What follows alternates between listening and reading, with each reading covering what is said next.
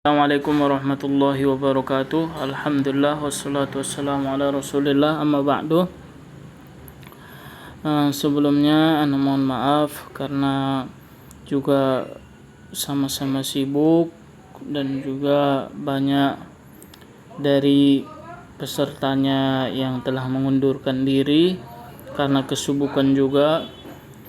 Dan insyaallah bagi yang tetap semangat dan masih ingin melanjutkan pelajaran, kita lanjutkan kembali sekarang materi kita di pertemuan kelima, yaitu jenis-jenis isim ditinjau dari bisa berubah atau tidaknya harokat huruf terakhirnya. Ditinjau dari bisa berubah atau tidaknya harokat huruf terakhirnya. Jadi ini pembahasan ini secara singkatnya adalah nanti menjelaskan tentang sebuah isim, sebuah nama atau sebuah kata. Contohnya masjidun. Masjidun. Ini jika katanya berubah disebut dengan i'rab. Tetapi jika barisnya ini tidak bisa berubah disebut dengan mabni. Di bawah ini akan dijelaskan insyaallah. Jenis isim ditinjau dari bisa berubah atau tidaknya harokat pada huruf terakhirnya dibagi menjadi dua. Contohnya atau kita ambil yang pertama isim mu'rab. Isim mu'rab. Isim mu'rab itu secara ringkasnya adalah isim yang bisa berubah baris akhirnya. Seperti kita contohkan tadi, masjidun itu bisa berubah menjadi masjidin atau masjidan, tergantung kalimatnya.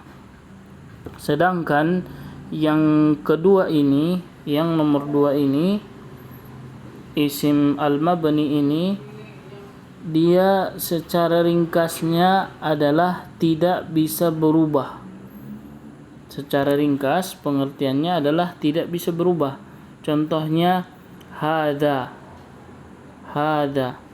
Ini tidak akan pernah berubah, tidak bisa jadi hadhihi, tidak bisa menjadi hadu. Tidak bisa. Dia tetap menjadi hadza. Walaupun dia dalam keadaan marfu, dalam mansub, majzum, tetap dia hadza. Tidak bisa berubah. Itulah yang dinamakan dengan isim mabni. Kita perjelas lagi secara rinci isim al-mu'rab. Isim al-mu'rab adalah isim yang berubah harokat akhirnya karena sebab-sebab tertentu. Contohnya di sini dicontohkan rojulun. Rojulun. Kita lihat kalau dia dalam keadaan mansub di sini, dalam keadaan marfu dhammah, maka dia berbaris dhammah di sini, maka dia berbaris dhammah. Dalam keadaan mansub di sini, maka dia berbaris mansub, dan dalam keadaan majrur dia berbaris majrur. Jadi itu menandakan bahwa dia adalah isim al-mu'rab. Itulah yang menandakan dia adalah isim mu'rab, yaitu bisa berubah-ubah baris terakhirnya. Kemudian isim al-mabni. Isim mabni adalah isim yang tidak berubah harokat terakhirnya, tidak bisa berubah. Bisa kita lihat di sini hadza, contohnya hadza ya. Contohnya hadza, di keadaan marfu dia tetap hadza, dalam keadaan mansub tetap hadza, dalam keadaan majrur tetap hadza. Tidak bisa berubah. Tidak bisa berubahnya ini, barisnya tidak bisa berubah, inilah yang dinamakan dengan isim mabni. Itulah yang dinamakan dengan isim mabni. Intinya adalah barisnya tidak berubah. Barisnya tidak berubah. Kemudian anwa'ul i'rab. jenis-jenis i'rab. Tadi kan kita telah membahas tentang i'rab atau mu'rab, yaitu isim yang bisa berubah, isim yang bisa berubah kata barisnya, isim yang bisa berubah barisnya. Perubahan barisnya itu ada menjadi dinamakan dengan ar-rafa' atau kita menyebutnya dengan al-marfu', ada an-nasab, al-mansub, dan ada al-jar atau disebut juga dengan al-majrur.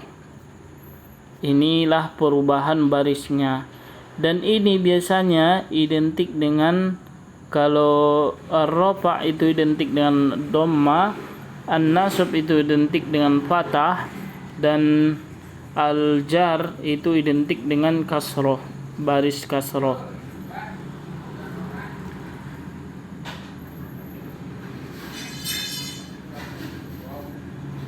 Contohnya bisa kita lihat di sini.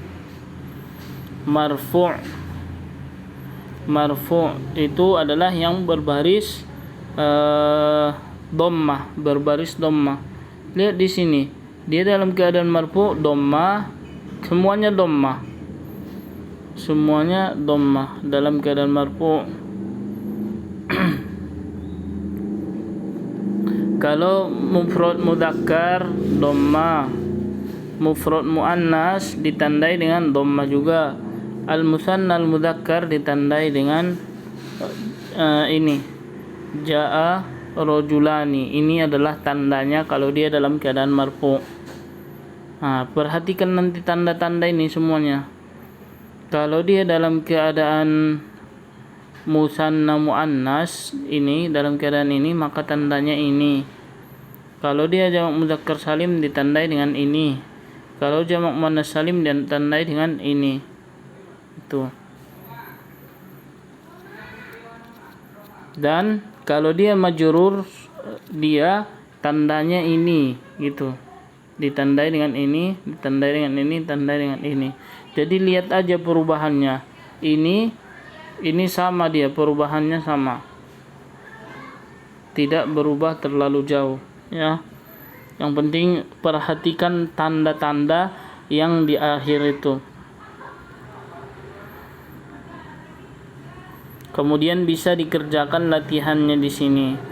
Contohnya mufrad musanna jama', kita buat musanna muslimah tani, karena kita lihat di sini adalah taini, maka muslimah taini, muslimatun, mufradnya adalah muslimatun.